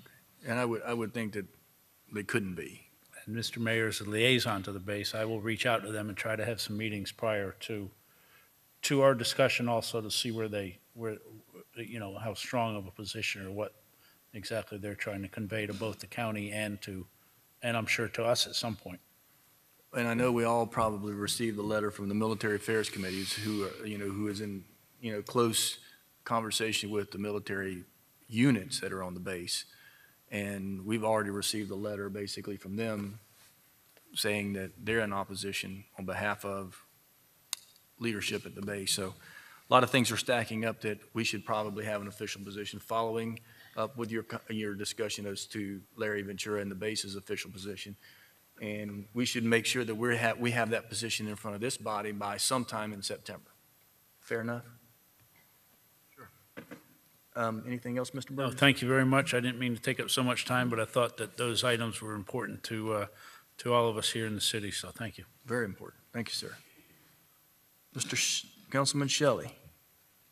Thank you, Mayor. Just one quick item, and that is a couple weeks ago, in response to some, I guess, concerns or so of some of the residents in the Northwest, the police department held a kind of a meet and greet where they allowed access for the residents to ask some questions and learn how they can help make their community safer and make their homes safer. And so I just want to thank the police department for coming out there and for giving that presentation and for making themselves accessible to the residents. Then furthermore, for upping the patrols in the area and having a more visible presence. I think that it's made the residents happy and comfortable, and they liked the conversation, and they're very satisfied with the efforts of the police department. So I just want to publicly thank you for all that you do and for what you did for the Northwest and for having that meeting. So that's all, Mayor.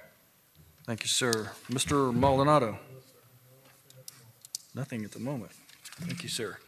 I would like to say to you, Mr. Shelley, I want to commend you for your actions with regards to the development that's just right outside the city limits. I know it had a lot of people in the community, seeking more factual information as to what was going on, and I know you facilitated the meeting, and the developer and their representative were there, and you had a packed house. Not all of them were city residents, but a lot of them were here to try to get a more factual understanding, and I wanted to commend you for that. So I just, that was a very helpful meeting for the community. Perfect, thank you. And they had a good result. The developer did change their plans dramatically from what had been originally proposed. They're proposing a follow-up meeting because they also want to get some additional feedback, so there's some additional tweaks that may be made. So it was a very effective meeting. I think all those who attended were satisfied or at least happy with the direction that it was going. And so I think that's also been a good thing. So I think it's a great job on your behalf. Under my business, I have 2 appointees to the Education Advisory Committee. Is there a motion? Is there a second? All in favor? Aye. I also just need to announce some vacancies to some committees. We're not getting a lot of response from people that want to serve on these committees, but we've got 7 vacancies in the Community Policing and Crime Watch. We have 1 vacancy in Tourism Committee, and we have 1 in Community Relations Board. I also have some committees as a member of the TPO. I've got 2 committees I think that I have vacancies on. Madam Clerk, I don't know, I can't think of I know we did a BPAC and a CTAC, and there's another couple TACs in there too, so I got to figure out what to take. But we do, anybody that's interested in, the problem's going to be with the county board is the meetings are downtown, so, and at night. So if you live in Miami, maybe where you want to serve on these committees. But just to follow up on some of the things that the manager said. It's unfortunate that we find ourselves. Look, everybody's entitled to the opinion of. I think the department. I think Major, Colonel, the Chief, Captain. You guys all do a really super job of managing a tough situation to manage, let's say at the least.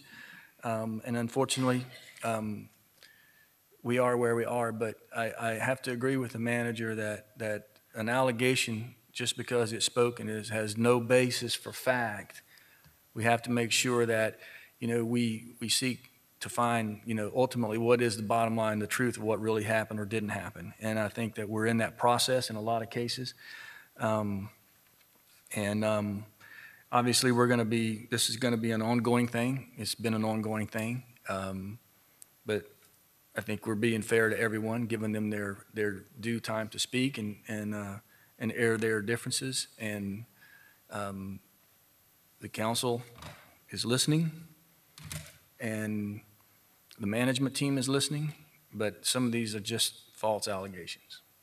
There's just no other way to put it. So, but I want to commend the council for what you do every day. I continue to tell you all the time that you do a great job and you represent all of our community in a stellar way. And tell Mr. Weiss, which he doesn't come down and see us anymore, but we're really proud of what the attorneys do for us. And you don't run a company that's quite this large with this much exposure, that you're not going to find yourself somebody there's a lot of slip and fall out there. And when you're a city, you're going to have a lot of people that are going to try to take advantage of that, and we're just like everybody else. So, but we are where we are, and I just wanted to say thank you for everyone for being here. It's a good meeting. Got a lot of things done. I think we've got a lot of good things in front of us to talk about, and I'll follow that up with: is there a motion to adjourn? Second? All in favor? Good night, everyone. Thank you.